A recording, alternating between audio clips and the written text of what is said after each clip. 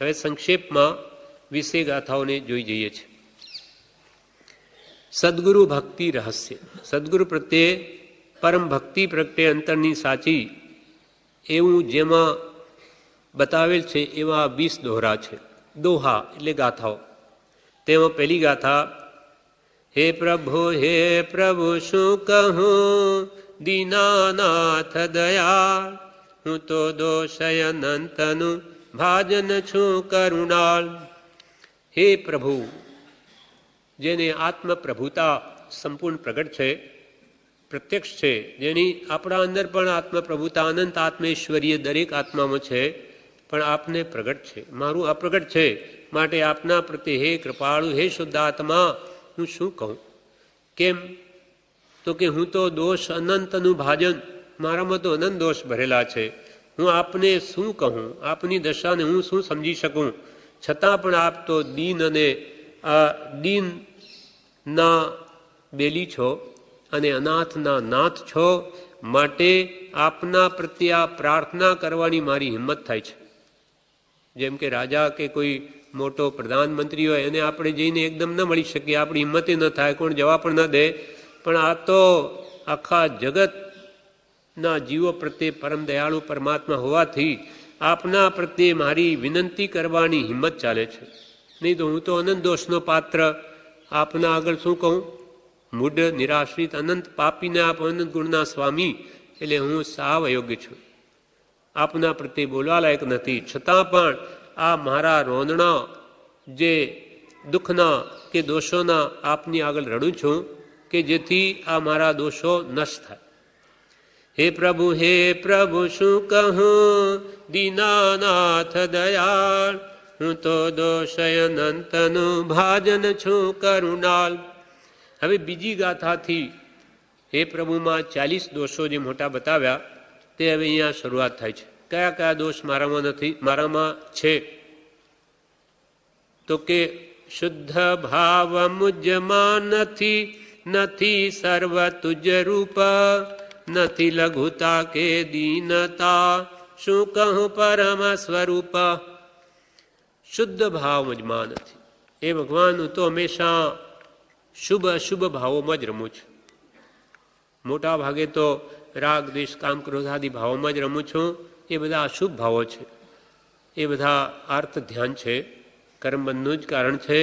અને કિંચિત આવા ભક્તિ સ્વાધ્યાયમાં રહું કે સ્મરણમાં સવાર સાંજ જ્યારે બી હાલતા ચાલતા બી ભલે, ત્યારે જ મને શુભ ભાવ રહે છે. અથવા મંત્ર પણ ચાલ્યા કરે પણ ભાવના કંઈ બીજી જ ચાલે, તો મોટે ભાગે તો હું અશુભ ભાવોમાં જ રમું છું. તો હે ભગવાન, આપ જે સદા શુદ્ધ ભાવોમાં રમો છો, એ શુદ્ધ ભાવ તો મારામાં છે જ નહીં. શુદ્ધ ભાવ મુજમાં નથી, નથી સર્વ તુજરૂપ. આ શુદ્ધ ભાવ મુજમાંથી એ પહેલો દોષ. બીજું, નથી સર્વ તુજરૂપ. બધા મને તુજરૂપ નથી દેખાતા, મારી તો પર્યાય દ્રષ્ટિ છે. હું તો આ શરીર જો, આ સ્ત્રી છે, આ પુરુષ છે, પણ આપ તો સર્વમાં આત્મા જુઓ છો. દ્રવ્ય દ્રષ્ટિ છે આપની, દ્રવ્ય જુઓ, વસ્તુ મૂળ, પણ મારામાં એ જોવાની શક્તિ નથી. આ મારો દોષ છે. જો દ્રવ્ય દ્રષ્ટિ આવી જાય તો કોઈ પ્રત્યે રાગદ્વેષ ન થાય. બધી શુદ્ધ આત્મા મારા જેવી, કોના પ્રત્યે રાગદ્વેષ કરું? નથી સર્વ તુજરૂપ, આ બીજો દોષ. નથી લઘુતા, મારા અંદર લઘુત્વ ભાવ નથી, વિનય ભાવ નથી, હું અહંકારી છું. નથી લઘુતા કે દીનતા, દીનતા એટલે નમ્રતા. નમ્ર બનીને નથી રહેતો, કઠોર પરિણામવાળો છું. નથી લઘુતા અને દીનતા, લઘુતા ત્રીજો દોષ. ચોથો દોષ દીનતા નથી. તો શું કહું પરમ સ્વરૂપ? હે પરમ સ્વરૂપ એટલે ઉત્કૃષ્ટ પરમાત્મા સ્વરૂપને પામેલા એવા પ્રભુ, હું આપને શું કહું? હું અશુભ ભાવોમાં રમનારો એવો પામર પ્રાણીઓ આપને શું કહું? આપ તો બધું જાણો છો, પણ આ બધા આ દોષો શા માટે કહેવા? કે આપણને આપણા દોષનો ભાન થાય, ખ્યાલ આવે, એના માટે આ સ્મૃતિ કરવી છે. કેમ કે આપણા દોષો શું છે એ પણ આપણને ખબર નથી, અને કેમ એ દોષોને કાઢવા, કેવી રીતે યાદ કરવા, એટલા માટે કૃપાલે આપણે આ પ્રાર્થના આપી કે ભાઈ એકવાર તો આ બોલો, તો તમારો આત્મા આ દોષોનો ખ્યાલમાં આવવાથી એ દોષો કાઢશે. ને ખ્યાલ જ ન હોય તો શું કાઢશે? એટલે રોજે પાછી સ્મૃતિ આપી, એક વાર તો કમસે કમ બોલો.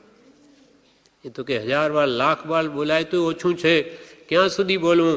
કે જ્યાં સુધી આ તમારા દોષો બધા નહીં ચાલ્યા જાય ત્યાં સુધી. નથી નથી છે થાય ત્યાં સુધી બોલજો. એકને કહ્યું કે આપ કે 1000 વાર 1,00,000 વાર બોલવાનું, કે શું આજ બોલ્યા કરવાનું? ક્યાં સુધી બોલવું? તો કે આ નથી છે ને તે છે થાય ત્યાં સુધી બોલજો. કે શુદ્ધ ભાવ મારામાં આવી ગયો તો પછી બોલવાની જરૂર નથી, પણ ત્યાં સુધી બોલો. હવે ત્રીજી ગાથા, એમાં શુદ્ધ ભાવ, બીજી ગાથામાં એમ કે શુદ્ધ ભાવ મુજમાં નથી. કેમ ના આવ્યો શુદ્ધ ભાવ મારામાં? તો કે મેં આપની આજ્ઞા નહીં આરાધી, આપ કહ્યું તેમ નહીં કર્યું, તો મારા શુભ અશુભ ભાવ તે શુભાશુભ, પહેલે તો અશુભ છૂટે પછી શુભ જાય. આજથી શુભ છોડી દે તો પછી આપણે અશુભ જ રહે. પણ એ શુદ્ધ ભાવ મને કેમ ના આવ્યો? કે આપ ગુરુદેવની સદગુરુની જે આજ્ઞા છે મેં નહીં ઉપાસી. નથી આજ્ઞા ગુરુદેવની અચળ કરી ઉરમાહી, આપ તણો વિશ્વાસ દ્રઢ ને પરમાદર નાહી. નથી આજ્ઞા ગુરુદેવની, સદગુરુ, સત જેને આત્મા, જેને પ્રાપ્ત છે આત્મ પ્રાપ્તિ પુરુષ સદગુરુની મેં આજ્ઞા શું છે એમની? તો કે રાગદ્વેષ ન કરવા, કશાય ભાવો ઘટાડવા, વિષયોની મંદતા કરવી, એ આપની આજ્ઞા છે, પણ મેં તો પાળી નહીં. નથી આજ્ઞા ગુરુદેવની અચળ કરી રૂમાય. અચળ એટલે સ્થિર, બધું ચલાયમાન પરિણામ વાળો જ રહ્યો, ચંચલ ચિત્ત. આપની આજ્ઞા પ્રમાણે ચાલ્યો નહીં તો મને શુદ્ધ ભાવ ક્યાંથી પ્રાપ્ત થાય? આ પાંચમો દોષ. નથી આજ્ઞા ગુરુદેવની અચળ કરી ઉરમાહી. હવે છઠ્ઠો દોષ શું? આપ તણો વિશ્વાસ દ્રઢ ને પરમ આદર નહીં. આપની આજ્ઞા મેં કેમને ઉઠાવી? તો કે આપના પ્રત્યે મને દ્રઢ વિશ્વાસ જ નથી. પહેલાં મને વિશ્વાસ આવે, પ્રતીતિ આવે, શ્રદ્ધા આવે, આસ્થા આવે તો આપના કહ્યા પ્રમાણે હું કરું, પણ આપણા પ્રત્યે મને શ્રદ્ધા જ ના આવી. પ્રભુ શ્રી કહે શ્રદ્ધા પરમ દુલ્હા. સત્પુરુષની શ્રદ્ધા થઈ ગઈ, તમારું અડધું કામ થઈ ગયું. તો તમે તેમ વર્તવા જ લાગશો, પણ શ્રદ્ધા જ હજુ નથી થઈ. આપ તણો વિશ્વાસ દ્રઢપણે આપના પ્રત્યે મને વિશ્વાસ ના આવ્યો. આ છઠ્ઠો દોષ. ને પરમ આદર નહીં.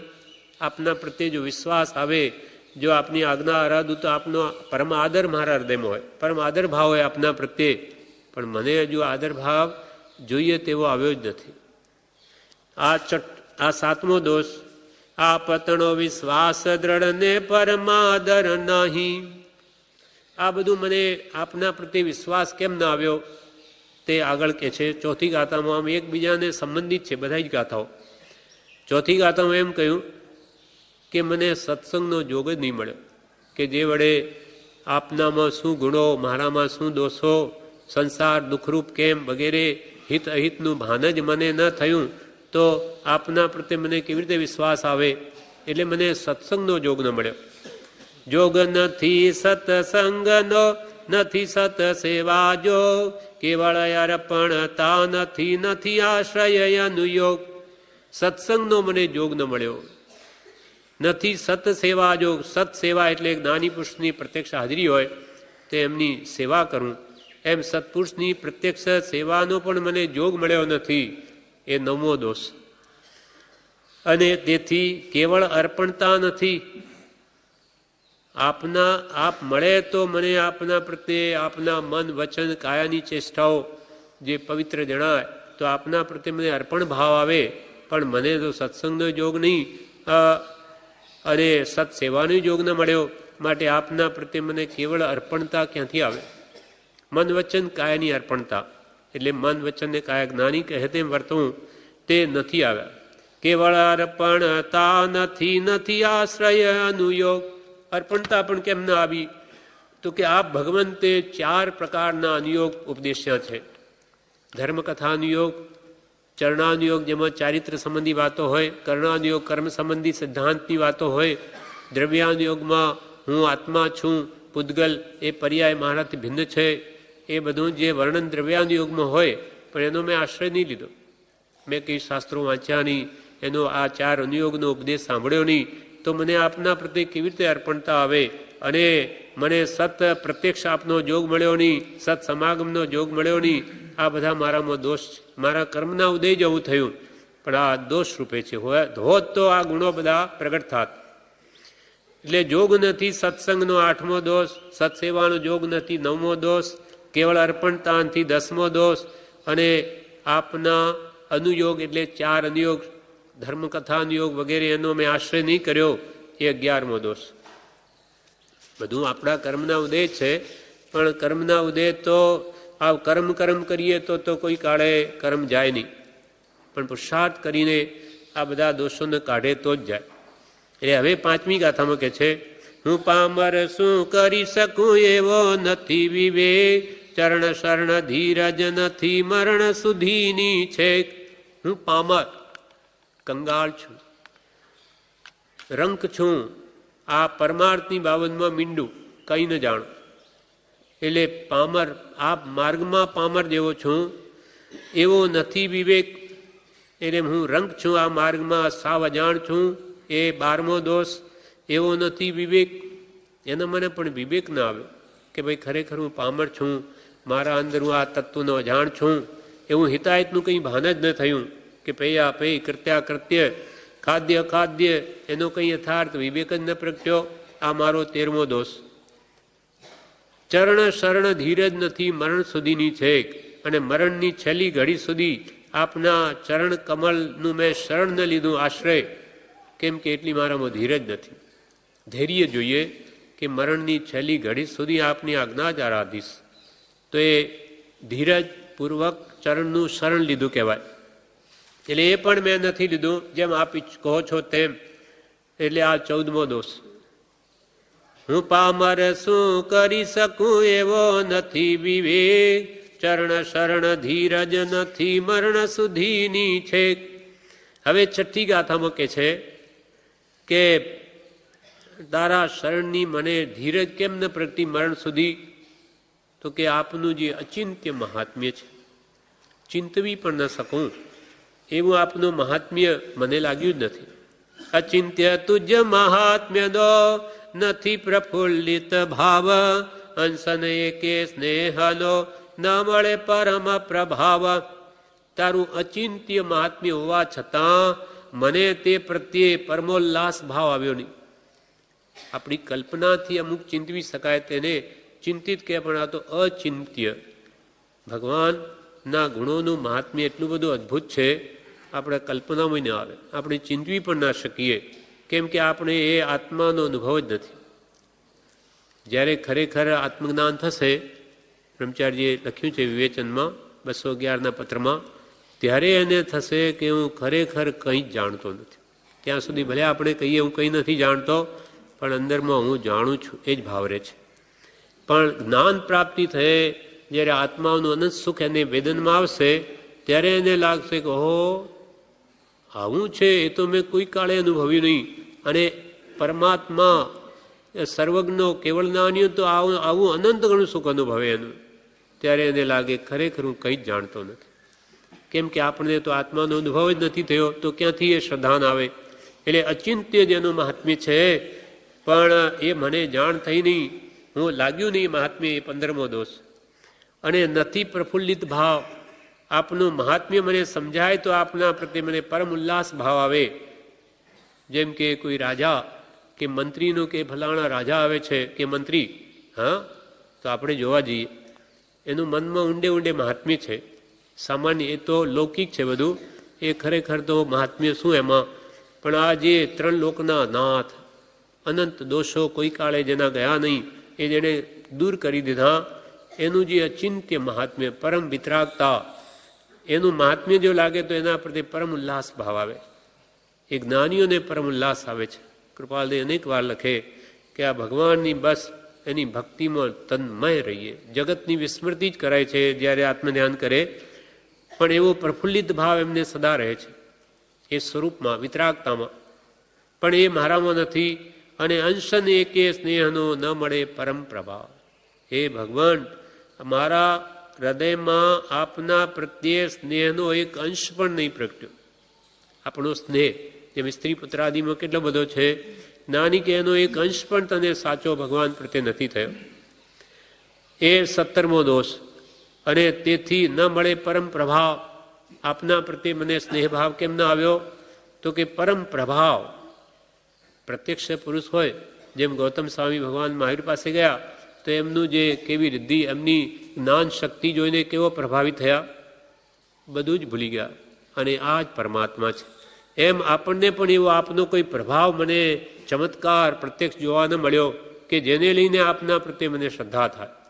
ન મળે પરમ પ્રભાવ, એવો આપનો પ્રકૃષ્ટ જે પ્રભાવ છે તે મને જોવા નથી મળ્યો. આ 18મો દોષ. અચિંત્ય તુજ મહાત્મ્યનો નથી પ્રફુલ્લિત ભાવ, અંશને કે સ્નેહનો ન મળે પરમ પ્રભાવ. હવે આગળની 7મી ગાથામાં કહે છે, અચલ રૂપયા શક્તિ નહીં નહીં વિરહનો તાપ, કથાય લભ્ય તુજ પ્રેમની નહીં તેનો પરિતાપ. અચલ સ્વરૂપ ભગવાન, સદગુરુ, સંત કે પરમાત્મા એ અચલ સ્વરૂપમાં સ્થિત છે, પોતાના સહજાત્મ સ્વરૂપમાં સ્થિતિ છે. એટલે કૃપાલ કે સ્વરૂપથી બહાર અમે એક સમય પણ રહેવા નથી માંગતા. એ જો વધારે રહેવાશે તો અમે દેહ ત્યાગ કરીશું, પણ સ્વરૂપ વિસ્મૃતિ ન કરીએ.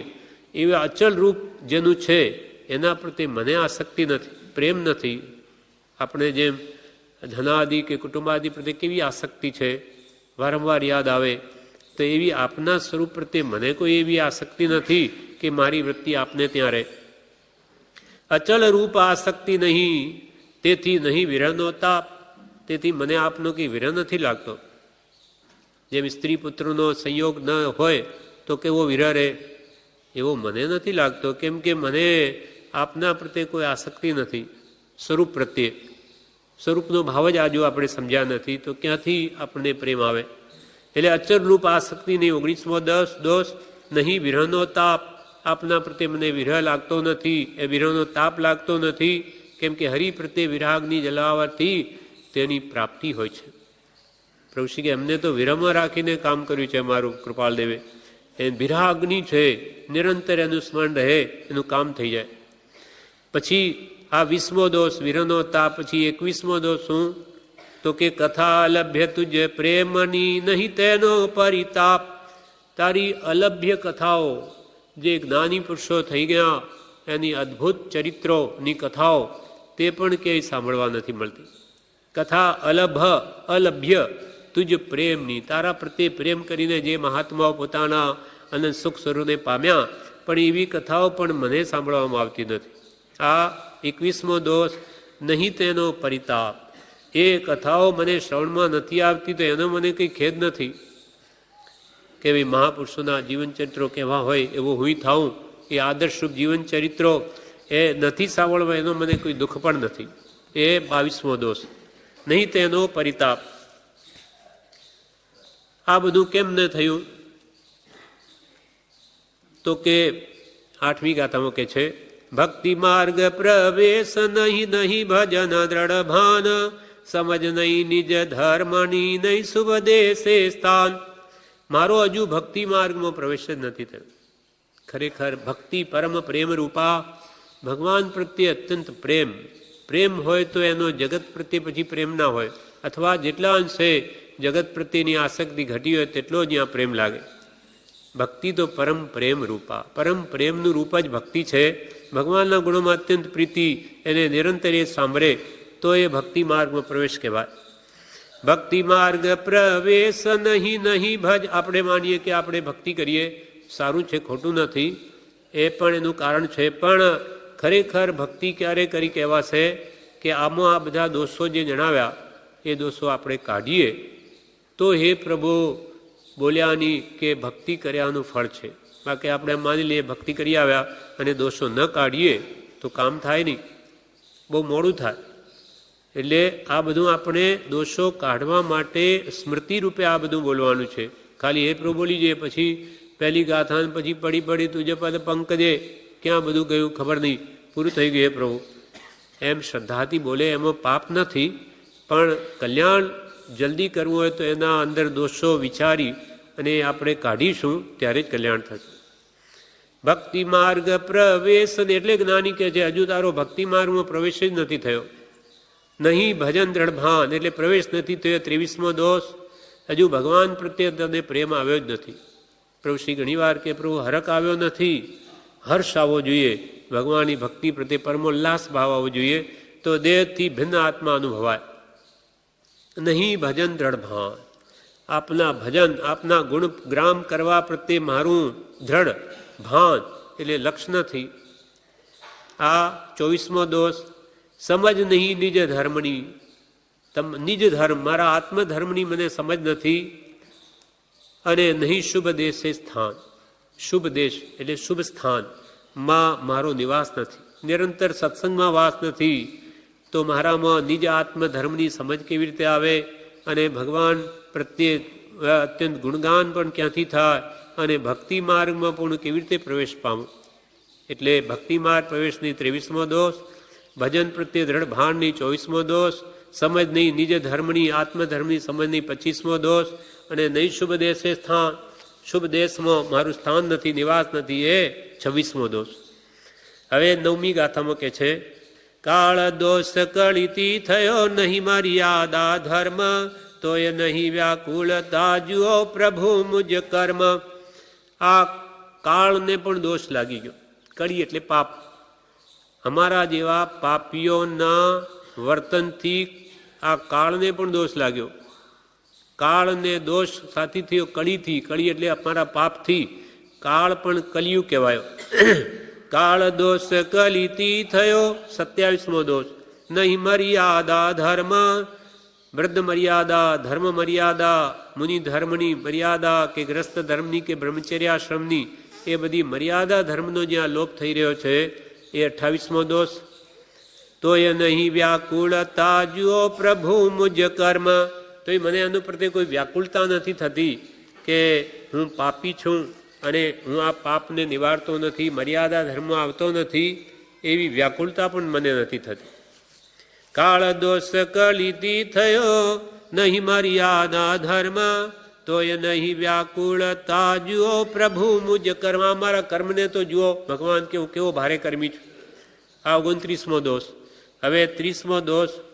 સેવાને પ્રતિકૂળ જે તે બંધન નથી ત્યાગ. જે આપની આજ્ઞા ઉઠાવવામાં બંધનરૂપ છે, લોક સંબંધી બંધન, લોકોના પરિચયો, સ્વજન કુટુંબ, સ્વજનમાં કુટુંબમાં મોહ, એ બધા મને આપની આજ્ઞા આરાધવામાં બાધક રૂપ છે, બંધનરૂપ છે. પછી દેહાભિમાન, દેહ તેજ હું, પછી સંકલ્પ વિકલ્પ બંધન. આ 4 બંધનો આપની આજ્ઞા ઉપાસવામાં મને બાધક છે, બાધા આડા આવે. સેવાને પ્રતિકૂળ જે, સેવા એટલે આજ્ઞા, તે બંધન નથી ત્યાગ. આ 30મો દોષ. તે બંધનનો ત્યાગ નથી. દેહેન્દ્રિય માને નહીં કરે વાય પર રાગ. આ દેહ એમાં રહેલી ઇન્દ્રિયો, 5 ઇન્દ્રિયો, એ પોતપોતાના વિષયોમાં દોડે છે, માનતી જ નથી. એને કે હું સમજાવું કે હવે તું આ વિષયો બંધ કર, મટાડ, માનતી જ નથી. એટલે હું કેવો ભારે કર્મી છું કે આ ઇન્દ્રિયોનો જય નથી કરી શકતો. દેહેન્દ્રિય માને નહીં. 31મો દોષ. કરે બાહ્ય પર રાગ. બાહ્ય પદાર્થો પ્રત્યે રાગ જ કર્યા કરે છે. જ્યાં જ્યાં જુએ ત્યાં રાગ દ્વેષ મોહ જ કર્યા કરે. એવી મારી સ્થિતિ છે. દેહેન્દ્રિય માને નહીં કરે બાહ્ય પર રાગ. આ બાહ્ય પર રાગ એ 32મો દોષ. હવે આગળની ગાથા 11મો કે છે, તુજ વિયોગ સ્ફુરતો નથી વચન નયન યમ નાહી, નહીં ઉદાસ ન ભક્ત થી તેમ ગૃહાદિક માહી. તુજ વિયોગ સ્ફુરતો નથી. હે ભગવાન, મને તારો વિયોગ સ્ફુરાયમાન નથી થતો. 33મો દોષ. વચન નયન યમ નાહી. વચન વાણી એનો મારે કોઈ સંયમ નથી. જેમ મનમાં આવે તેમ બક્યા જ કરું છું, કંઈ પણ વિચાર વર કર્મ બાંધ્યા જ કરું છું. એ વચનનો મને યમ નહીં, સંયમ નથી. એ 34મો દોષ. નયન યમનાય. નયન એટલે નેત્ર, આંખથી પણ જોઈ રાગ દ્વેષને મોહ જ કર્યા કરું. આ મારો 35મો દોષ. અને નહીં ઉદાસ અનભક્તથી તેમ ગૃહાદિક માહી. અનભક્તથી ઉદાસી નથી. ભગવાનના ભક્તો જે નથી, સંસારમાં જ રચ્યા પચ્યા છે, તે બધા અનભક્ત છે, એના પ્રત્યે મને ઉદાસી નથી. એના પ્રત્યે અનાસક્ત ભાવ નથી કે મારે શું, આવાથી મારે સમાગમથી મને શું મળે. આ તો બધી સંસારની વાતો કરીએ, નહીં જોઈએ એવાનો સંગ. સત્સંગ તો સત્પુરુષોનો કે એના આશ્રિતનો જોઈએ. એમ અનભક્તનો પણ મને ઉદાસ ભાવ નથી. તેની સાથે ગપ્પા મારવા બેસી જાઉં તો એ પણ મને એના પ્રત્યે ઉદાસી નથી આવતી. નહીં ઉદાસન ભક્તથી 36મો દોષ, તેમ ગૃહાદિક માહી. ગૃહ આદિક એટલે ઘર કુટુંબાદિ પ્રત્યે પણ મારાપણાના ભાવને લીધે મને વિરક્ત ભાવ આવતો નથી, વૈરાગ્ય ભાવ નથી આવતો. એ 37મો દોષ. તુજ વિયોગ સ્ફુરતો નથી વચન નયન યમ નાહી, નહીં ઉદાસ અનભક્તથી તેમ ગૃહાદિક માહી. હવે 12મી ગાથામાં કે છે અહમ ભાવથી હું રહિત નથી. અહમ ભાવ એટલે દેહ તે જ હું. આ અહમ ભાવ, હું આત્મા છું એ નહીં, દેહ તે જ હું, એવો ભાવ મને દ્રઢ થઈ ગયો છે. એનાથી હું રહિત નથી, અહમ ભાવથી રહિત નહીં.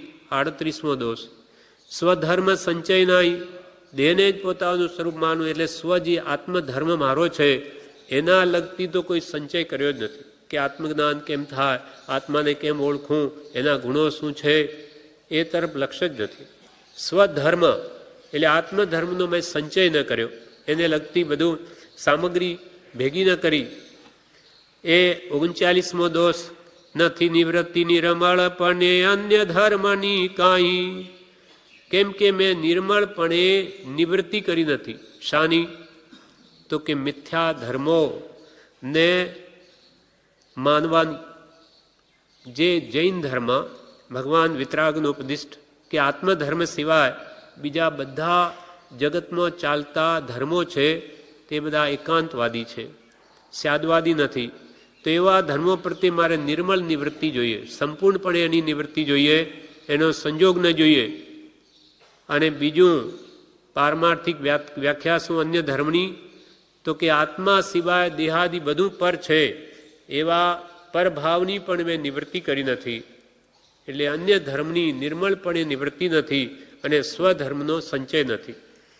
એટલે આમાં અહમભાવથી રહિતની 38મો દોષ, સ્વધર્મ સંચય નહીં એ 39મો દોષ, અને નથી નિવૃત્તિ નિર્મળપણે અન્ય ધર્મની કાંઈ એ 40મો દોષ. આ પ્રમાણે 40 દોષ આ એમાં બતાવ્યા. હવે આગળની 14મી ગાથામાં શું કહે છે? આગળની 13મી ગાથામાં કહે છે પરમ કૃપાલદેવ કે આ 40 દોષો તો બતાવ્યા, પણ એવા તો મારામાં અનંત દોષો છે.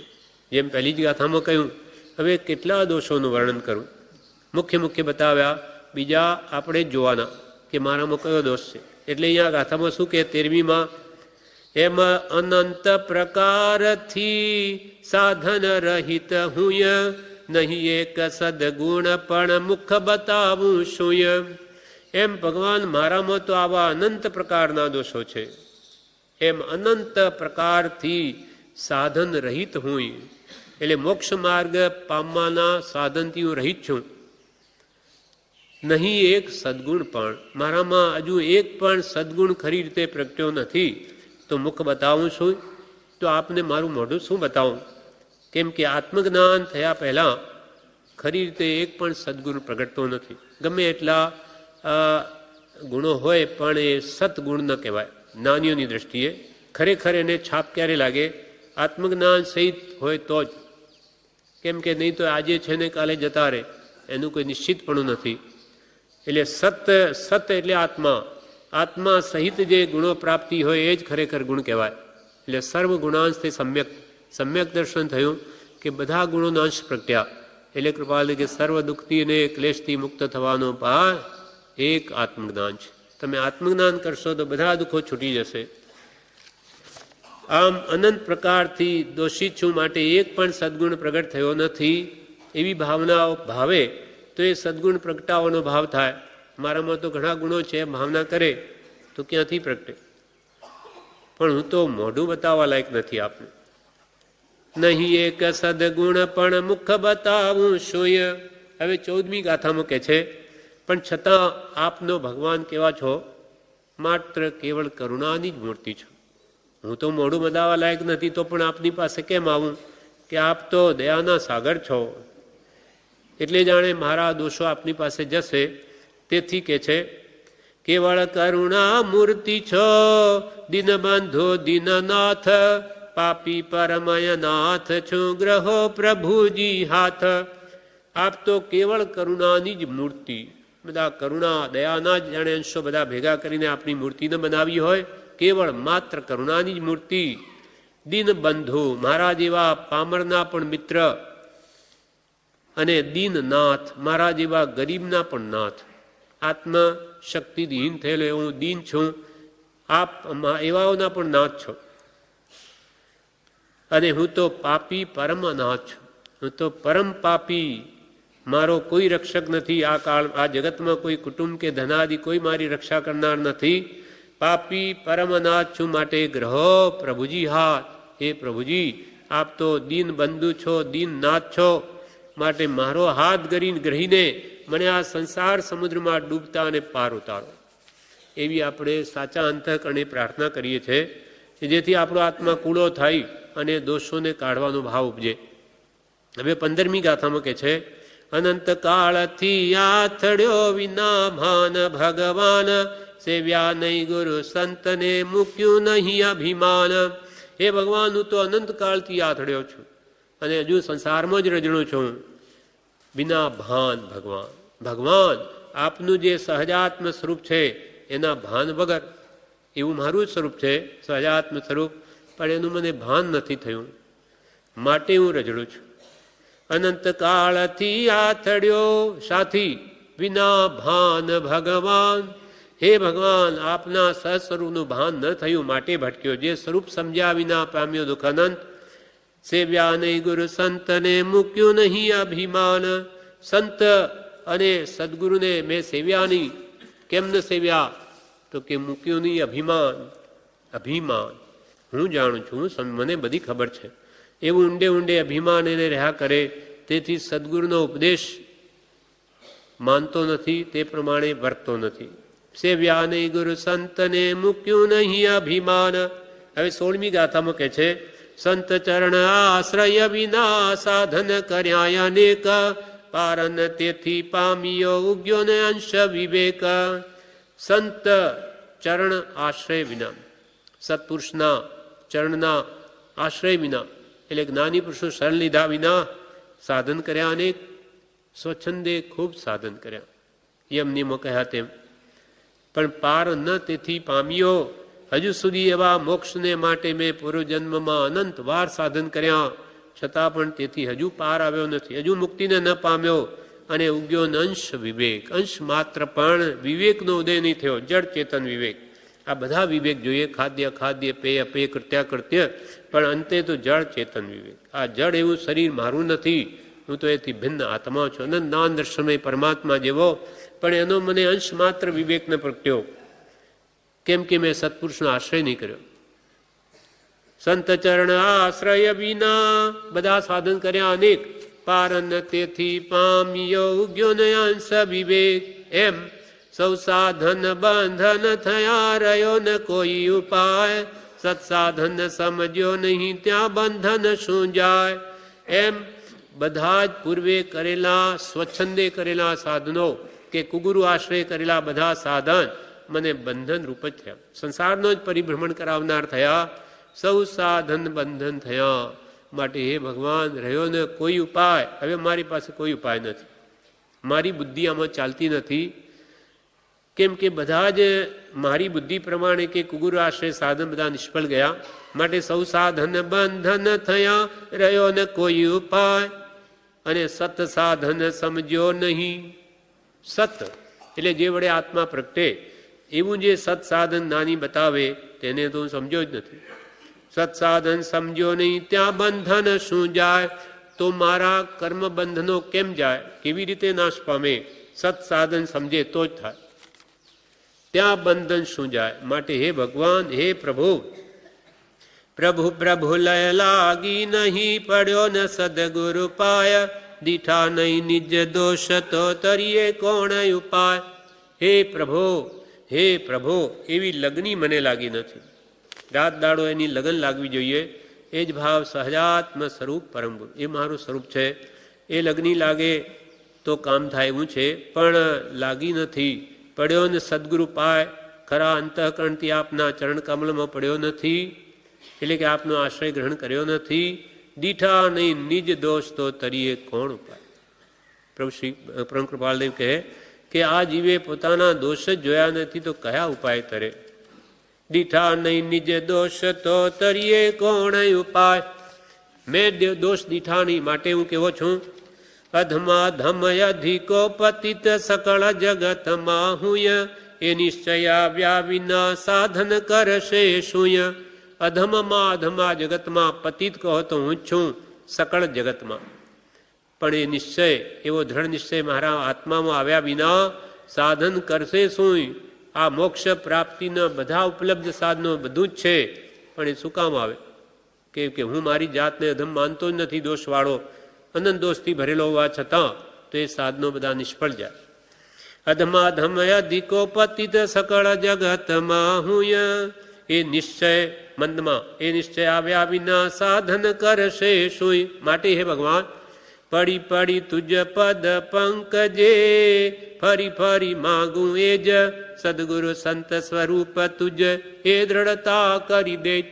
માટે આપના ચરણ કમળમાં વારંવાર પડીને એ જ માગું છું કે મને સદગુરુને સંત છે એ તુજ સ્વરૂપ છે એવી દ્રઢતા કરી આપ. એના પ્રત્યે મને દ્રઢ શ્રદ્ધા થઈ જાય કે પરમ કૃપાલદેવ સાચા પુરુષ છે, પ્રભુ શ્રીજી સંત સાચા પુરુષ છે, એ તારા સાક્ષાયિક સંકિતને જ પામેલા છે, તુજ સ્વરૂપ છે એવી મને દ્રઢતા કરી દે. તો હું એમની આજ્ઞા ઉપાસું અને મારા આત્માનું કલ્યાણ કરું. આ પ્રમાણે એ પ્રભુની વિષગાથાનો ભાવ પૂરો થયો સંક્ષેપમાં. હવે આપણે યમ નિયમ સંક્ષેપમાં જોઈ જઈએ. કેમ કે બીજું પદ આપણે 3 પાઠમાં યમ નિયમ આવે. યમ એટલે શું? આજીવન વ્રત લઈએ તે યમ. નિયમ એટલે થોડા સમય માટે જે વ્રત લઈએ તે નિયમ કહેવાય. હવે યમ નિયમનું પદ જે છે એનું નામ 8 ત્રોટક છંદ કૃપાલદેવે કે 8 ત્રોટક છંદ. કેમ કે 8 ગાથાઓ છે અને ત્રોટક છંદનું નામ છે.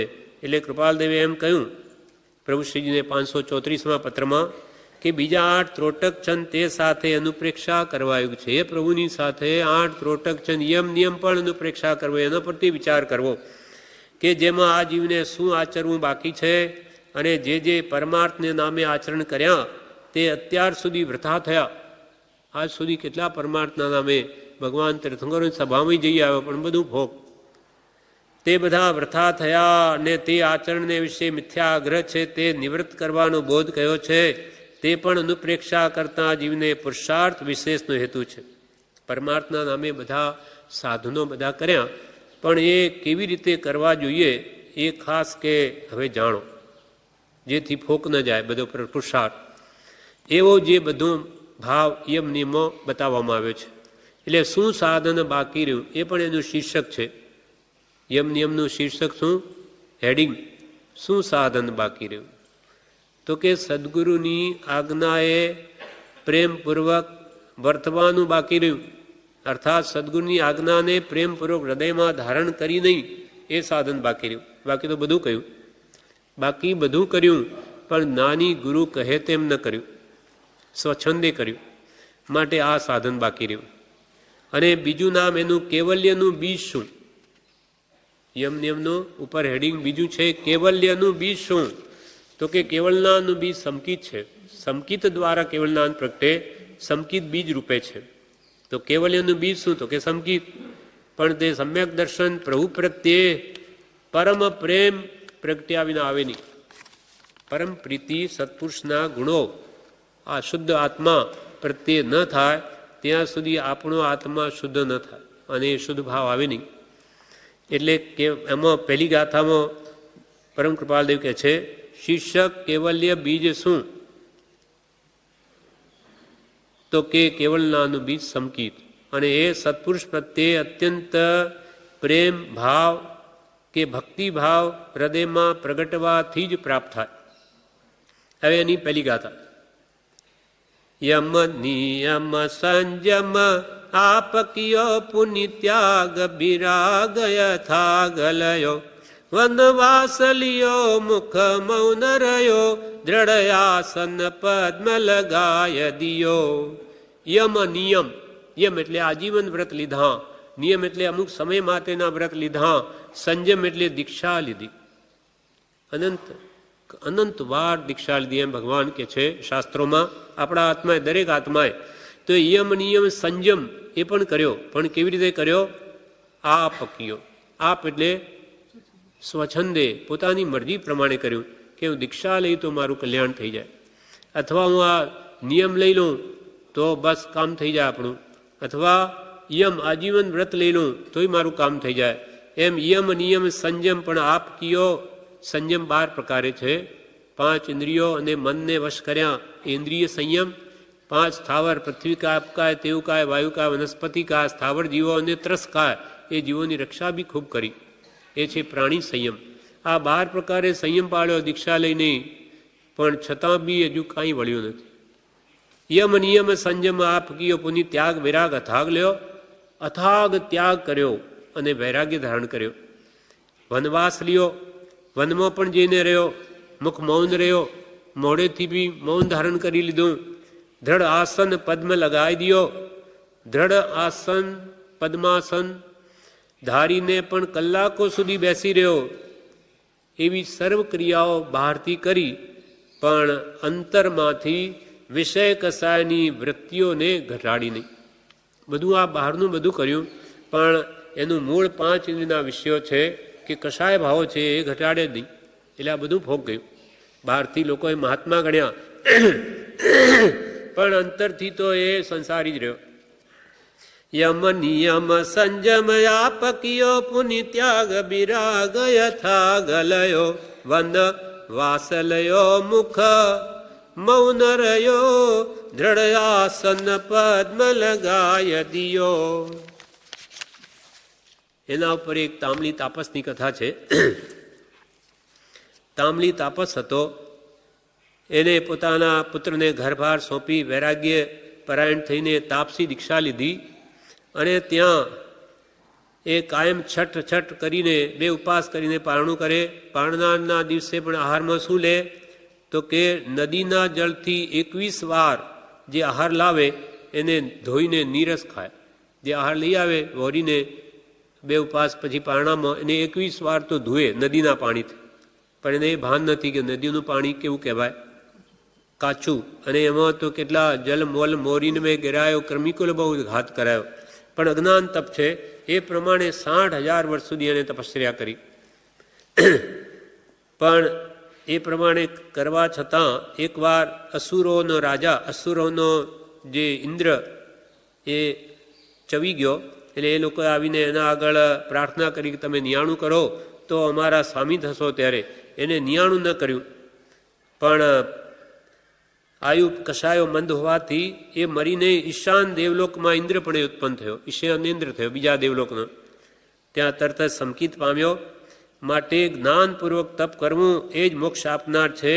થોડું પણ તપ દયા અને જ્ઞાનયુક્ત કરવું, અર્થાત આજ્ઞા સહિત આત્માર્થે કરવું, પણ તાંબલી તાપસની પેઠે અજ્ઞાન અને હિંસાયુક્ત તપ ન કરવું. કેમ? 60,000 વર્ષ તપ કેટલા કહેવાય? તો એક દેવલો ઇન્દ્ર થયો. આમાં તો મોક્ષ થઈ જાય. જો સાચા જ્ઞાની પુરુષનો આશ્રિત હોય તો એ સંસારમાં જ ન રહે, પણ અજ્ઞાન તપ હતું એટલે માત્ર આટલું જ પામ્યો. એટલે જ્ઞાન સહિત ક્રિયા કરવી. આ બધી અનાદિકાલની આપણી ક્રિયા જ્ઞાન વગરની થઈ છે. એટલે હવે બીજી ગાથામાં બી હજુ કૃપાલદેવ કહે છે, મન પૌન નિરોધ સ્વબોધ કિયો, હઠ જોગ પ્રયોગ સુતાર ભયો. જપ ભેદ જપે તપ ત્યો હિ તપે, ઉરસે ઉદાસી લહી સબ પે. મન પૌન, મન આપણું, એ મનની વૃત્તિઓનો નિરોધ કરીને સ્થિરતા કરી. મનને રોકવાનો પ્રયત્ન કર્યો માંડ. અને પૌન નિરોધ, પૌન એટલે શ્વાસોશ્વાસ, શ્વાસોશ્વાસ ને પણ રોક્યા. સ્વબોધ કિયો એટલે પોતાના આત્માને પણ બોધ આપ્યો કે હે જીવ, તું પાપ કરીશ નહીં તો નરકમાં જઈશ. એવું પોતાને સ્વબોધ પણ કર્યો. મન પવન નિરોધ સ્વબોધ કિયો, હઠ યોગ પ્રયોગ સુતાર ભયો. હઠ યોગ 8 પ્રકારની યોગ કહેવાય છે. તે યમ નિયમ આસન પ્રાણાયામ પ્રત્યાહાર ધારણા ધ્યાન અને સમાધિ એ અષ્ટાંગ યોગ કહેવાય. એવી યોગ સાધનાઓ પણ કરી. હઠ યોગ કર્યા અથવા મન વચન કાયના યોગને પણ રોક્યા. હઠ યોગ પ્રયોગ સુતાર ભયો, એમાં લીન થયો, એકતાર થઈને બધું કર્યા. જપ ભેદ જપે, અનેક જપ જપ્યા, મંત્ર જપ્યા, અનેક તપ તપ્યા. જપ ભેદ જપે તપ ત્યોહી તપે. અનેક પ્રકારના તપો એવા એવા કર્યા. આ તાંબલી તાપસે કર્યું એવાય. અને એક દિવસ ખાલી એક ચોખાનો દાણો લે, બસ, બીજું કંઈ નહીં. બીજે દિવસે 2 દાણા લે ચોખાના. આમ એક એક દાણો કરતો પેટ ભરાય ત્યાં સુધી કરે, પછી એક એક દાણો ઘટાડે. એવા પણ તપ આ જીવે કર્યા છે. પણ છતાં હજુ ત્યાંનો ત્યાં છે, હજુ મુક્તિને ન પામ્યો. એટલે શું સાધન બાકી રહ્યું? એનું શીર્ષક આપ્યું કે આટલું બધું કરવા છતાં શું રહી ગયું, કે આ બધું ભોગ કેમ ગયું, કેમ મુક્તિ ન પામ્યો? અને ઉર્સહી ઉદાસી લઈ સબ પે, બધા ઉપર મનથી સર્વ બાહ્ય પદાર્થો પ્રત્યે ઉદાસીન પણ થઈ ગયો. પણ બધું આ પક્યો એટલે સ્વચ્છંદે કર્યું. સ્વમતી કલ્પનાએ, જીવ કલ્પનાથી કલ્પે કે ધ્યાનથી કલ્યાણ થાય, કે સમાધિથી કે યોગથી, પણ કે આવા આવા પ્રકારથી, પણ તેથી જીવનું કંઈ કલ્યાણ થાય નહીં. જીવનું કલ્યાણ થવું તો જ્ઞાની પુરુષના લક્ષ્યમાં હોય છે, અને તે પરમ સત્સંગે કરી સમજી શકાય છે. માટે તેવા વિકલ્પો કરવા મૂકી દેવા. હું આમ કરું તે તને તો મારુંનું જ ભાન નથી. તું ક્યાંથી ગંતવ્ય સ્થાન પર પહોંચીશ? મુંબઈનો માર્ગ જ ખબર નહીં હોય તો ગમે તે ચાલવાથી કે મુંબઈ ના આવે, પહેલાં જાણવું પડે બધું, પછી તે પ્રમાણે ચાલવું પડે. મન પૌન નિરોધ સ્વબોધ કિયો, હઠ જોગ પ્રયોગ સુતાર ભયો. જપ ભેદ જપે તપ ત્યોહી તપે, ઉરસે ઉદાસી લહી સબ પે. કુરુદત્તની કથા છે. એના પર હસ્તિનાપુરમાં એક કુરુદત્ત નામે શ્રેષ્ઠીનો પુત્ર હતો. તે મહાસુખી હતો. એકદા ધર્મોપદેશ સાંભળી અને ગુરુ મહારાજ પાસે ગયો અને એને કહ્યું કે આ અન્ન દર્શનીઓ બધા ધર્મવાળાઓ છે, બધા પરસ્પર વાદ વિવાદ કરે છે. એને ગુરુએ કહ્યું. એ ગુરુ પાસે ગયો, શ્રેષ્ઠી પુત્ર. એને ગુરુએ કહ્યું કે આ બીજા ધર્મવાળા બધા છે તે પરસ્પર વાદ વિવાદ કરે છે એકના, અને રેચક કરે, કુંભક કરે, પૂરક વાયુના અવલંબન લે, આવા પ્રાણાયામ કરે, અનેક કરે કલ્યાણ માટે, મૌન ધારણ કરે, પર્વત તથા વનની ગુફાઓમાં પરિભ્રમણ કરે. તો પણ જો તેઓ અરિહંત ભગવંતે કહેલા આગમનું જો શ્રવણ કરે નહીં અને સ્યાદવાદ ધર્મને માને નહીં, તો એમને કદી પણ સ્વભાવ અને પ્રભાવની પરીક્ષા થવાની નથી. એટલે ગમે એટલા તપજપ કરો ને, પણ વિતરાગે કહેલો જે માર્ગ છે એને સમજે નહીં અને સ્યાદવાદ પૂર્વક અને તે પ્રમાણે વર્તે નહીં, તો એમના આત્માની કદી શુદ્ધિ નહીં થાય. એટલે સિદ્ધાંત પુરુષ કે સિદ્ધાંત તો વિતરાગનો, જૈનનો. ભગવંતે જે કહ્યું તેમ વર્તશે તો જ શુદ્ધિ થશે. એટલે યમ નિયમ આપણે શા માટે કહે છે કે અનંતકાળમાં આવી ભૂલો થઈ છે, આપણા આત્માએ જ કરેલી, હવે નહીં થા, એના માટે જાગૃતિ રાખો. એકવાર બોલવા કહે છે. હવે ત્રીજી ગાથામાં કહે છે, સબ શાસ્ત્ર ન કે નય ધારી મત મંડન ખંડન ભેદ લીએ, વહ સાધન બાર અનંત કિયો, તદપી કછુ હાથ જૂન પર્યો. સબ શાસ્ત્ર ન કે નય ધારીએ, સબ શાસ્ત્રોના નય નિક્ષેપ પ્રમાણપૂર્વક ભણ્યો, પંડિત થઈ ગયો અને મતનું મંડન કર્યું, પોતાના મતનું મંડન કર્યું અને બીજાના મતનું ખંડન કર્યું. આવા જ કામ કર્યા. યશો વિજયજી પોતે કાશી ભણીને આવ્યા અને એનું પાછું અભિમાન થયું. એટલે સબ શાસ્ત્રન કે નય ધારી હે, પણ આનંદગંજી મળ્યા ત્યારે પાર આવ્યો. ત્યારે કે અભિમાન કરવામાં, અભિમાનથી જ્ઞાન ફળીભૂત ન થાય. એમ સબ શાસ્ત્રના નય ધાર્યા પણ ગુરુથી સીધા થયા. એમ મત મંડન ખંડનના પણ અનેક ભેદ ગ્રહણ કર્યા. મહાવીર સ્વામીનો જીવ ઋષભદેવ ભગવાનના સમયમાં મરીચી ત્યાં જે ખોટા મતને આરાધ્યો ત્રિદંડી, તો એ અનેક વહમાં એ બ્રાહ્મણના રૂપ ધારણ કરવું પડ્યું છે. બ્રાહ્મણ ધર્મ અંગીકાર કર્યો અને એનું જ મંડન કર્યું, કેમ કે એ સંસ્કાર પડી ગયેલા.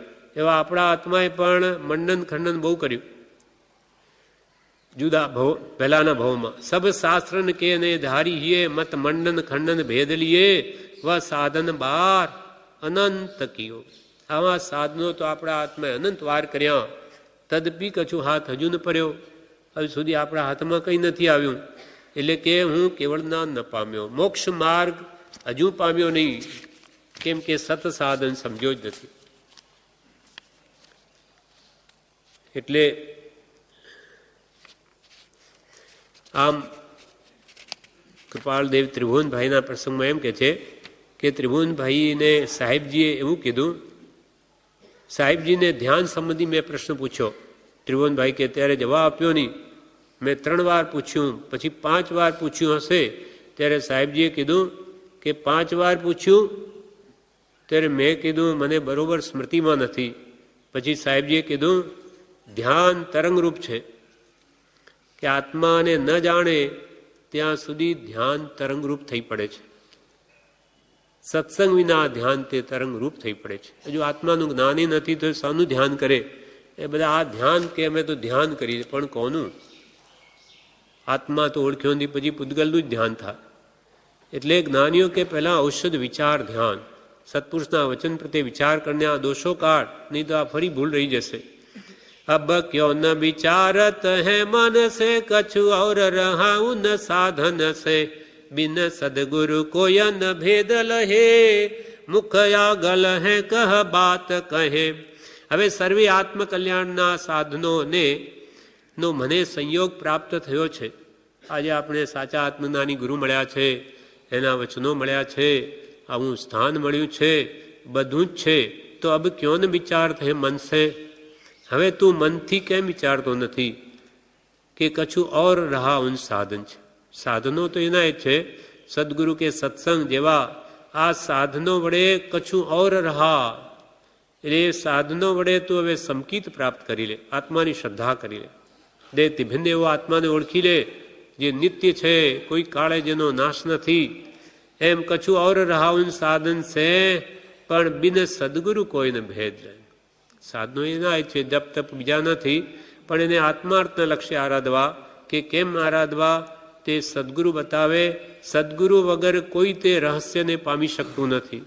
ગુરુ બિન જ્ઞાન ન ઉપજે, ગુરુ બિન મિલે ન ભેદ, ગુરુ બિન સંશય ન મિટે. જય જય જય ગુરુદેવ. ગુરુ બિન ઘોર અંધાર, ગુરુ વિના જ્ઞાન ન હોય, ગુરુ વિના જ્ઞાન ન હોય. એટલે શાસ્ત્રમાં કૃપાલે કે શાસ્ત્રમાં તો માર્ગ કયો છે, પણ મર્મ તો સત્પુરુષના અંતર આત્મામાં રહ્યો છે. અને આપણામાં યોગ્યતા આવે તો જ એ મર્મ બતાવે, નહીં તો એ બતાવે નહીં. કેમ કે આપણી યોગ્યતા જ ન હોય તો ક્યાંથી બતાવે.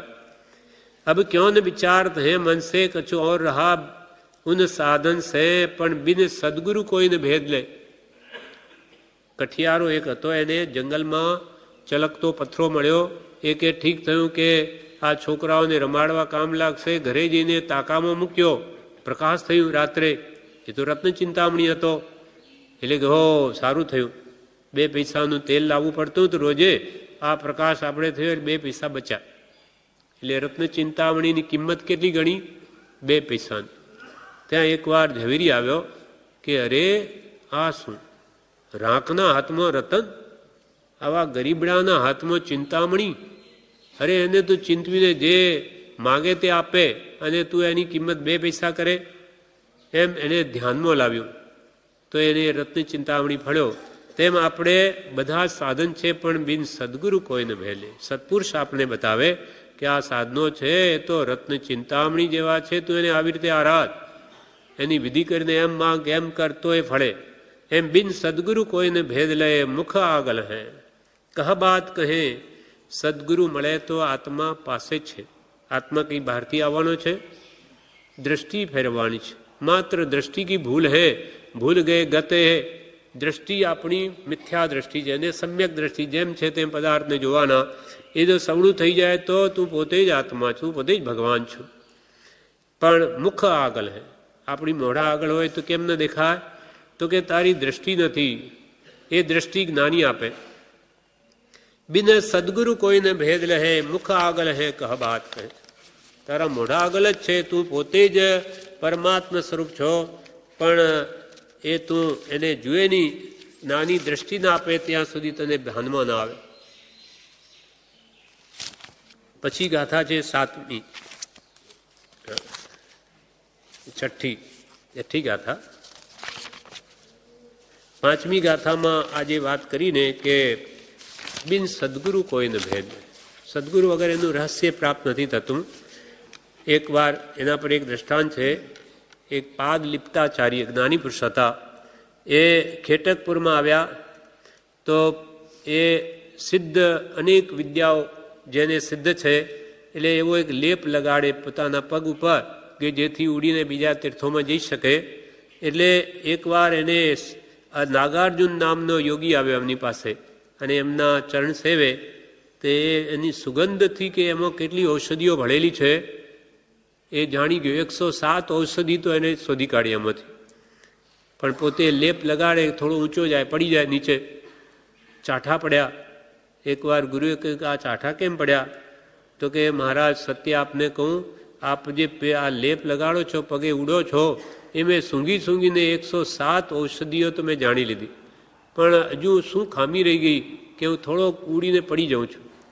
ત્યારે ગુરુએ કહ્યું, ગુરુ આનંદ પામ્યા કે કેટલો બુદ્ધિશાળી, એને સુગંધથી આટલી બધું જાણી લીધું. એટલે કે જો હવે જો એમ કરો કે એને તમે ચોખાના ઓસામણમાં બધું પલાળી અને પછી ચોંટાડજો તો કે તમે નીચે નહીં પડો અને તમે આ વિદ્યા સિદ્ધ થશે. એટલે કે તમે ઉડીને બીજા તીર્થોમાં જઈ શકશો. એમ ગુરુગમ ન આવી ત્યાં સુધી એ સિદ્ધ ન થઈ. ભલે 107 ઔષધિ જાણી લીધી, પણ ગુરુએ ખાલી શું કહ્યું કે ભાઈ ઓસામણમાં કરવાનું, એ બીજે નહીં. એમ ગુરુ ગમ ના આપે ત્યાં સુધી બધું અધૂરું જ રહે. હવે કે છે આવા ગુરુ દ્વારા જ જ્ઞાન પ્રાપ્તિ થાય, એનાથી જ મોક્ષ થાય. તો એ ગુરુને કેવી રીતે આજ્ઞા આરાધવી? તન સે મન સે ધન સે સબ સે ગુરુદેવ કી આન સ્વ આત્મ બસે તબ કારજ સિદ્ધ બને અપનો રસય અમૃત પાવહી પ્રેમ ઘનો. તન સે તારા શરીરથી, મન સે મનથી, ધનથી અને સર્વ ઉપરથી મોહ છોડી સબસે પ્રીતિ બધી પૂદગલની છોડી દઈ, તનથી મનથી ધનથી ને સબથી સબસે ગુરુદેવ કી આન સ્વ આત્મ બસે. એટલે એક સત્પુરુષની આજ્ઞાને પોતાના આત્મામાં જો ધારણ કરે તો તબ કાર્ય સિદ્ધ બને આપણો, તબ એનો જરૂર આ જીવનો કલ્યાણ રૂપ કાર્ય સિદ્ધ થાય. અને રસ અમૃત પાવહી પ્રેમ ઘનો, અને સત્પુરુષ પ્રત્યેનો એનો ઘણો પ્રેમ તે આત્મ અનુભવ રૂપ અમૃત રસને આપે. સત્પુરુષના ગુણો પ્રત્યે કરેલો અનુરાગ એનું ફળ શું આવે? આત્મા અનુભવ રૂપ રસ પામે. રસ અમૃત, આ ખરું અમૃત તો આ છે કે જેને અમર બનાવી દે, કોઈ કાળે ફરી જન્મ લેવા ન પડે. દેવલોકમાં અમૃત છે તો નામનું, કરોડો વર્ષ જીવે એટલે કે અમર થઈ ગયા દેવો. પણ ખરું અમૃત આ કે ભગવાન એવો ઉપદેશ આપીને જન્મ મરણથી સર્વથા મુક્ત કરી દે, એવો અમૃત રસ પાવહી પ્રેમ ઘનો. સત્પુરુષ પ્રત્યેનો પ્રેમ ઘનો હશે, ઘણો પ્રેમ, તો એને આત્મ અનુભવ રૂપ અમૃત રસની પ્રાપ્તિ થશે. પણ એવો અર્પણ ભાવ આવશે તો. તન સે મન સે ધન સે સબ સે ગુરુદેવ કી આન સ્વયાત્મ બસે તબ કારજ સિદ્ધ બને અપનો રસય અમૃત પાવહી પ્રેમ ઘનો. પ્રેમ એટલે અંદરનો પ્રેમ, અંદરની ભક્તિ હોવી જોઈએ, તો એ જ્યાં હશે ત્યાં લાભ મેળવે. બોધામૃત ભાગ 3માં બ્રહ્મચારીજી આ વાત એક પત્રમાં લખે છે કે પૂજ્ય પ્રભુશ્રીએ એક વાત કરતા કે બે ભાઈઓ હતા, તે જ્ઞાની પાસે કથા સાંભળવા જતા, તેમની આજ્ઞાથી ધર્મક્રિયા કરતા. નજીકમાં કોઈ સગાનું એમનું મરણ થઈ ગયું, એટલે મોટા ભાઈએ નાના ભાઈને એમ કહ્યું કે તું શમશાને જા અને હું ગુરુના ઉપદેશ સાંભળવા જાઉં. ત્યારે નાનો ભાઈ શું કહે કે મારે શું ધર્મ નથી કરવો, તમે જાઓ શમશાને. એમ કરીને મોટા ભાઈને શમશાને મોકલ્યા. નાનો ભાઈ ગુરુ પાસે ગયો, પણ જતાં જતાં રસ્તામાં એક મિત્ર મળી ગયો. તે મિત્રે શું કહ્યું કે આજ તો નાટકમાં ખરી મજાનો ખેલ આવવાનો છે, તું આવીશ કે નહીં? તેણે કહ્યું આ ધર્મક્રિયા થઈ રહી એટલે તુરત આવું છું. એમ કહી મહાત્મા પાસે ગયો અને ધર્મક્રિયાની આજ્ઞા તો લીધી, પણ મન તો નાટકની મજાના વિકલ્પો જ ઘડ્યા કરતું હતું. અને ક્યારે આ પાઠ પૂરો થાય અને ક્યારે મિત્રની સાથે જવાય અને ચા પાણી કરી નાટક જોવાય, એનો લાભો લેવા એમ જ થયા કરતું. એટલે ગમે તેમ ગોટા વાળી ક્રિયા પૂરી કરી અને ચાલી નીકળ્યો અને નાટકમાં રાત ગાળી. મોટા ભાઈને શમશાને જવું પડ્યું. તે શમશાનમાં વિચારે છે કે અરે મારે આ કેવું કામ આવી પડ્યું, આજે ગુરુનો ઉપદેશ નથી સાંભળી શકતો. એનો ભાવ ગુરુમાં જ છે, શમશાનમાં છે, પણ એ હંમેશા વૈરાગ્યની ભાવના ત્યાં ભાવે છે. એટલે સવારમાં એ નાનો ભાઈ એ બે આવ્યા ત્યાં, ત્યારે તેના મોટા ભાઈની ખેદની વાત મહાત્માએ કરી દર્શાવી. નાનો ભાઈ રોજની રૂઢી મુજબ મહાત્માના દર્શન કરવા ગયો, ત્યારે તેના મોટા ભાઈના ખેદની વાત મહાત્માએ કરી દર્શાવી. તે બોલ્યો નાનો ભાઈ કે મહારાજ, મને શમશાનમાં મારા મોટા ભાઈને મોકલવો હતો અને ધર્મ કરવા તેમને અહીં આવવું હતું, પણ મને કંઈ ધર્મ વાલો નહીં હોય, એટલે મેં કેવી ધર્મક્રિયા કરી? એટલે કે તેમને તો શમશાનમાં મોકલ્યા, હું અહીંયા આવ્યો, તેમને તો લૌકિકમાં જવું પડ્યું. ત્યારે મહાત્માએ શું કહ્યું? જ્ઞાની પુરુષે, ભાઈ ધર્મક્રિયા સાચી તો ભાવપૂર્વક તારા મોટા ભાઈને શમશાનમાં બેઠા થઈ છે, અને તે તો ધર્મના સ્થાનમાં પણ આવીને ચિત્ત ભગવાનમાં રાખવું જોઈએ, તેને બદલે નાટકમાં મિજમાનીના તરંગમાં રાખ્યું, તેથી તને સંસાર ફળની પ્રાપ્તિ થઈ છે. મોટા ભાઈને તો વૈરાગને લઈને મોક્ષનું કારણ બન્યું છે. આમ ભાવ ત્યાં ભગવંત કહ્યું છે તે લક્ષ્યમાં રાખવા એવી વાત છે. જી મન ચંગા તો કથરોટમાં ગંગા, એ કહેવત પ્રમાણે સદગુરુ આજ્ઞામાં જેટલો કાળ ભાવપૂર્વક ગાળશો તેટલું જીવન સફળ થવું માનવાયુગ છે. જી એટલે આપણે ગમે ત્યાં આપણા કર્મોદય રહેવાનું થાય, ભગવત ભક્તિમાં રહેવું, તો આપણે ભગવાનની ભક્તિમાં છીએ. પણ અહીંયા રહીને જો તનથી મનથી ધનથી કંઈ ભગવાનની ભક્તિ ન કરીએ તો આ ફોક છે. એટલે હવે 7મી ગાથામાં કહે છે, જો સદગુરુ પ્રત્યે પ્રેમ થાય તો શું થાય? તન સે મન સે કહ્યું ને. હવે 7મી ગાથામાં હવે કહે છે, વહ સત્ય સુધા દર્શાવહિંગે ચતુરાંગુલ હે દ્રગ સે મિલ હે રસ દેવ નિરંજન કો પીવહી ગહી જોગ જુગો જુગ સો જીવહી. સદગુરુ પ્રત્યે પ્રેમ થાય તો સત્ય સુધા, સુધા એટલે અમૃત. સાચું અમૃત શું? આત્મ અનુભવરૂપ અમૃત. અનુભવ ચિંતા મણિરતન અનુભવ હે રસકૂપ, અનુભવ માર્ગ મોક્ષ કો અનુભવ મોક્ષ સ્વરૂપ. એટલે સાચું અમૃત આત્મ અનુભવ અનંત સુખરૂપ છે. તો વહ સત્ય સુધા દર્શાવેંગે, સદગુરુ તને સાચા આત્મ અનુભવ રૂપ રસનું પાન કરાવશે. જો તને પ્રેમ એના પ્રત્યે ઘણો હશે તો. ચતુરાંગુલ હે દ્રગ સે મિલ હે, 4 આંગળ દૂર છે, એટલે આત્મા સાવ પાસે છે. સમ્યક દ્રષ્ટિ થવી જોઈએ. ચતુરાંગુલ હે દૃગ સે મિલે, દૃગ એટલે દ્રષ્ટિ. તારી સમ્યક દ્રષ્ટિ થાય તો અંદર છે, તું જ છો. રસ દેવ નિરંજન કો પીવહી ગઈ જોગ જુગો જુગ સોજીવહી. અંતરાત્મા થઈને તું પરમાત્માને ભજે તો નિરંજન દેવના પરમાત્મા રસને પામે એવો આત્મ અનુભવ રસ તને મળે. પણ ક્યારે? રસ દેવ નિરંજન કો પીવહી, નિરંજન દેવનો આત્મ અનુભવ રસને તું પીવહી એટલે પીસ. ક્યારે પીસ? અને ગહી જોગ જુગો જુગ સો જીવસ. અને તેવા આત્મજોગને પામી સદા યુગો યુગ તું જીવતો જ રહીશ. અર્થાત કે પછી તને જન્મ મરણ નહીં થાય, કદી મરવું ન પડે એવો અમર થઈ જઈશ. મોક્ષ પામી સદા દુઃખથી નિવૃત્ત થઈ જશે. ક્યારે? સદગુરુ પ્રત્યે ઘણો પ્રેમ થાય તો. વહ સત્ય સુધા દર્શાવહિંગે ચતુરાંગુલ હે દ્રગ સે મિલ હે રસ દેવ નિરંજન કો પીવહી ગઈ જોગ જુગો જુગ સો જીવહી. હવે છેલ્લી ગાથામાં કહે છે કે આત્મા સિવાય બધું પર છે. તે પરપદાર્થ પ્રત્યેનો પ્રેમનો પ્રવાહ જે પ્રભુ પ્રત્યે વધે અથવા પરમ પ્રેમ પ્રભુ પ્રત્યે થાય તો સબ આગમોનું રહસ્ય તારા હૃદયમાં આવીને વસી જાય. આગમો જોવા ન પડે. પર પ્રેમ પ્રવાહ બઢે પ્રભુ સે સબ આગમ ભેદ સુયુર બસે વહ કેવલ કો બીજ જ્ઞાની કહે નિજ કો અનુભવ બતલાય દિયે. પર પ્રેમ, પર પદાર્થ પ્રત્યેનો પ્રેમ બઢે પ્રભુ સે. બહુ મુશ્કેલ છે આજ, કેમ કે આપણી પ્રેમરૂપી મૂડી બધી સંસારમાં વેરાયેલી એટલે એ જેટલી ત્યાંથી ઉખાડીએ તો જ ભગવાન પ્રત્યે થાય. પર પ્રેમ જે પર પદાર્થનો પ્રવાહ જે છે તે બઢે જો પ્રભુ છે તો સબ આગમ ભેદ સૂર વસે. આગમોનું રહસ્ય તારા હૃદયમાં આવીને વસે. બહ કેવલ કો બીજ જ્ઞાની કહે. એને ભગવાન કેવલનાનું બીજ કહે છે. કેવલનાનું બીજ શું? સમ્યક દર્શન, સમકીત. સાચા દેવગુરુ ધર્મ પ્રત્યેની શ્રદ્ધા, ભક્તિ, પ્રેમ એ જ કેવલનાનું બીજ છે. કેમ કે નિરાગી પરમાત્મા પ્રત્યેનો રાગ આપણને પણ નિરાગી જ બનાવશે. વહ કેવલ કો બીજ જ્ઞાની કહે નિજ કોઈ અનુભવ બતલાય દિયે. અને તેનો પોતાને પણ અનુભવ થઈ જાય. એટલે સાચો પ્રેમ પ્રગટે તો બધા કર્મ બળી જઈ આત્માનો તને સાક્ષાત અનુભવ થાય. આ રોકડિયું છે.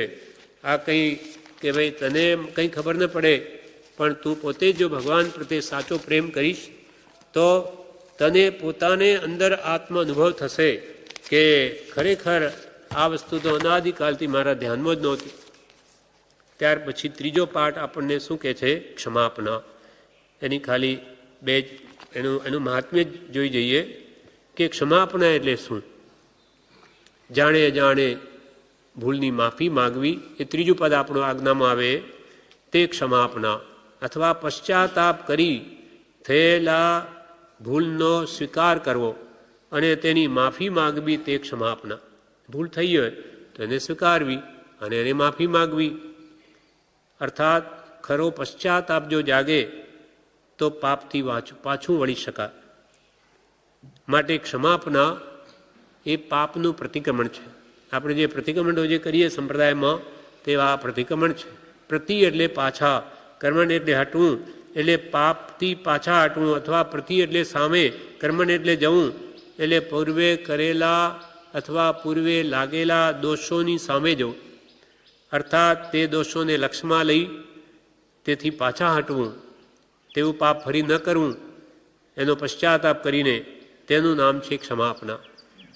પશ્ચાતાપથી પાપનું નિવારણ થાય છે અને ફરી એવા દોષો કરતાં જીવ અટકે છે. કેમ કે આ વારંવાર હું પાપી છું, જેમ કે હે ભગવાન બહુ ભૂલી ગયો. શું ભૂલી ગયો? મેં તમારા અમૂલ્ય વચનોને લક્ષ્યમાં લીધા. અમૂલ્ય, જેનું મૂલ્યાંકન નહીં થઈ શકે. એક એક વચન કરોડોની કિંમતનું છે, પણ આપણને એનું મહાત્મ્ય લાગ્યું નથી. અમૂલ્ય વચનોને મેં લક્ષ્યમાં જ લીધા નહીં કે આપ શું કહેવા માગો છો એ મેં વિચાર્યું નથી. અને તમારા કહેલા અનુપમ તત્વનો મેં વિચાર કર્યો. અનુપમ તત્વ જેની ઉપમાય નહીં આપી શકાય એવી આત્મતત્વ કે જળ તત્વ, એ બધા 7 આશ્રવ, સમર, બંધ, મોક્ષ, નિર્જરા, પાપ, પુણ્ય, એને કદી વિચાર્યા જ નથી. તો મારો કેવી રીતે મોક્ષ થાય? એમ આપણને એ બધો ખ્યાલમાં આવે ને દોષો કાઢે, એના માટે આપણને આ ક્ષમાપના આપી કે કોઈ રીતે આ જીવ સમજી અને આ સંસારના ભાવોની માફી માગી અને નિર્મળ થાય. એટલે આ પ્રતિક્રમણનો ભાવ છે. એટલે સાચા ભાવથી બોલીએ તો આ ક્ષમાપના બધા દોષોને નષ્ટ કરી શકે છે. આ પ્રમાણે ત્રીજો પાઠ. ચોથું પછી 7 વ્યસનને 7 અવક્ષનો ત્યાગ આવે. કેમ કે એ જ્યાં સુધી ન હોય ત્યાં સુધી આત્મધર્મ આરાધી નહીં શકે. વ્યસનો છે પચખાંડ તમે જે લીધા હોય, ઉપદેશામૃતમાં પ્રભુશ્રી કહે તમારા ભાવ ઉપર આધાર રાખે છે. જો તમે દવા વગેરેની છૂટ રાખી હોય તો તેમ વર્તવું, દવા માટે પણ ન વાપરવાના ભાવ હોય તો તેમ કરવું. જેવા તમારા ભાવ, પાપના કારણો તો ત્યાગવા યોગ્ય છે. 7 વ્યસન નરકના દ્વાર છે, માટે ત્યાજ્ય છે. અને 7 અભક્ષ પણ તેવા છે. જીવને એથી પાપ બંધાય છે. અનાદિકાલથી જીવ પાપ કરતો આવ્યો, એથી છૂટે તો ભક્તિ થાય. અને એ ખાય 7 અભક્ષ પદાર્થો તો પાપ થાય, ન ખાય તો એના વિના ચાલે એવું છે. જ્યારથી નિયમ કર્યો કે મારે આ નથી વાપરતું ત્યારથી જ વ્યર્થ કહેવાય. માટે 7 વ્યસન અને 7 અભક્ષનો ત્યાગ કરી અને 3 પાઠની આરાધના કરવી. કેમ કે વ્યસનો જો જીવનમાં હશે તો તે નરકના દ્વાર છે, એ ત્યાંથી આગળ જ ના આવી શકે. અને પછી આપણને મંત્ર આપ્યો સહજાત્મ સ્વરૂપ પરમ ગુણ. આ આપણો મુખ્ય ધ્યેય છે. મુખ્ય આજ્ઞા કૃપાલદેવની સહજાત્મ સ્વરૂપની એ પ્રાપ્તિ કરવી છે. મૂળ આપણો સ્વભાવ છે જે પરમાત્મ સ્વરૂપ છે એ જ. પણ એ આ 3 પાઠ ને માળાનું આરાધન કરીશું, 7 વ્યસન 7 અભક્ષનો ત્યાગ કરીને તો જ એ સ્વરૂપની પ્રાપ્તિ થશે. મૂળ સ્વરૂપ આ જેમ કપડું સફેદ પણ મેલું થઈ ગયું આ મેલથી, તો મેલ કાઢવાનો ઉપાય 3 પાઠ. એ પ્રભુ યમ નિયમ ક્ષમાપણા એ આપણા કર્મમેલને કાઢે, અને જેમ જેમ કર્મમેલ જાય તેમ તેમ શુદ્ધ સ્વરૂપ આત્માનું બહાર આવે. એટલે અહીંયા કે છે પ્રભુ શ્રી કે અમે સહજાત્મ સ્વરૂપ પરમગુરુ મંત્રના જાપની રાત દિવસ ધૂન લગાવેલી, પણ વિકલ્પ ઉઠે કે હજી કેમ કંઈ જણાતું નથી. આત્મા હોય તો કંઈ દેખાય નહીં, પણ અરૂપી આત્મા દેખાય. પછી કૃપાલદેવને વાત કરી કે મેં મંત્રનો જાપ ખૂબ કર્યો, પણ તમે કહો છો તેવું કંઈ જણાતું નથી, કંઈ નહીં, હજી જારી રાખો. એવો જવાબ મળ્યો, આ જડ જેવા દેખાતા દેહમાં ચેતન જણાય છે. અમને કે અધીરજ આવી ગઈ. પ્રભુ કે ખૂબ રટન કરી પણ કંઈ દેખાય નહીં. કૃપાલદેવને કહ્યું કંઈ દેખાતું નથી, ત્યારે કે જોવાની ઈચ્છા નહીં રાખવી, જારી રાખો. એટલે કે અમે જારી રાખ્યું તો શું ફળ આવ્યું? આ જડ જેવા હાડ માંસ મળમૂત્રનું જે શરીર છે એવા સપ્ત દુર્ગંધમય ધાતુમય એવા શરીરમાં ચેતન એવો આત્મા દેખાયો. આ જડ જેવા દેખાતા દેહમાં ચેતન જણાય છે, પણ વિશ્વાસ અને દ્રઢતાથી ગુરુ આજ્ઞાનું પાલન કરવું. વિશ્વાસ રાખવો, દ્રઢતાથી ગુરુ આજ્ઞાનું પાલન કરવું, ને જોવા કરવાની ઈચ્છા પણ ન રાખવી. યોગમાં તો માત્ર શ્વાસ સૂક્ષ્મ થાય છે, માટે આપણે દ્રઢતાથી મંત્રનું જ રટન કરવું. અને જેમ મરતી વખતે શ્રાવકો મરનારને એમ કહે કે મને અરિહંતનું શરણ હોજો, શાંતિનાથનું શરણ હજો, તેમ અમારી પથારી પાસે તે વખતે જેટલા હાજર હો તેટલાએ સહજાત્મ સ્વરૂપ પરમગુરુના ઉચ્ચારથી એ શબ્દોના પૂદગલોથી આખો ઓરડો ભરી દેવો. એવો કોણ અભાગ્યો હોય કે એ મંત્રને તે વખતે ન રૂચે? એ સાંભળતા એમાં વૃત્તિ જાય, ક્ષણે ક્ષણે મૃત્યુ સંભાળવું ઘટે છે. અત્યારે મરી જ રહ્યો છે, સમાધિ મરણ કરાવનારને પણ મહાલાભ થાય છે. એટલે પ્રભુ શ્રી કે કોઈ કે અરિહંતનું શરણું હોજો કે શાંતિનાથનું શરણું હોજો, પણ અમારી પાસે જે પથારી પાસે ઊભા હોય તેમને તો આ મંત્રની ધૂન લગાવી. સહજાત્મ સ્વરૂપ પરમગુરુ, કેમ કે છેલ્લે કંઈ શાસ્ત્રો યાદ ન રહે, છેલ્લે તો આમાં જ આપણી વૃત્તિ રહે. એટલે અંતિમ આપણને એ જ આજ્ઞા છે. અને રાત દિવસ આપણને જેટલું બની શકે આ મંત્ર જે પરમાત્મા સ્વરૂપ છે આપણા આત્માનું અને અનંત સિદ્ધોનું, એનું ધ્યાન કરવું. તો એ મરણ વખતે એ રહસ્યભૂતમાંથી હાજર થશે અને આપણને બધું જગતની વિસ્મૃતિ થઈ જશે. અને આ મરણનું દુઃખ પણ ન લાગે કે હું તો સહજાત્મ સ્વરૂપ છું, આ પૂદગલ મારું છે જ નહીં. પણ આ કમળોથી આપણે 36 માળાઓ ઘણાના કરીને સમાધિ મણની રોજે પણ કરે છે, એ બહુ સારું છે. એવી આરાધના આપણે પણ કરવી કે અંત વખતે એ હાજર થઈ જાય અને આપણું સમાધિ મણ થઈ જાય.